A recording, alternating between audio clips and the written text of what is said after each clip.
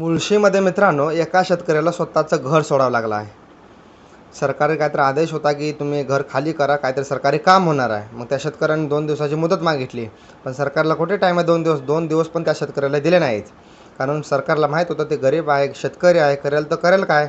जास्त जास्त police station झालं, त्याच्यापेक्षा जास्त करू काय नाही शकत, कारण त्याच्यापेक्षा काय पॉवर नाही. एक शेतकरी माणसं. मित्रांनो, ते शेतकरी माणूस स्वतः घर सोडताना बोलत आहे, मला 2 दिवसाचा टाईम पाहिजे होता, 2 दिवसाचा टाईम दिला नाही.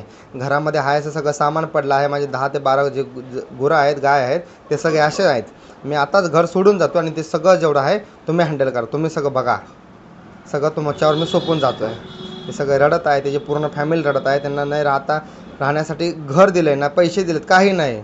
त्यांच्या सरकारी कामासाठी त्यांना 2 दिवसात टाईम मागितला, ते टाईम पण दिला नाही. डायरेक्ट त्यांनी JCB चालवला आहे घरावर. म्हणजे किती मित्रांनो काय होतं मित्रांनो, स्वतःचं घर, स्वतःची जमीन आणि जबरदस्ती त्यांची, टाईम पण नाही द्यायचा. अरे अवघड आहे खरोखर मित्रांनो. कधी कोणता सरकार निर्णय घेईल ना, कोणाचा भरोसा नाही. आणि ते शेतकरी एक राजा हात जोडून बोलत आहे, मी माझं घर सोडून चाललो आहे. हे सगळं तुम्ही बघा मित्रांनो. हे किती रॉंग आहे ते फक्त कमेंटमध्ये सांगा.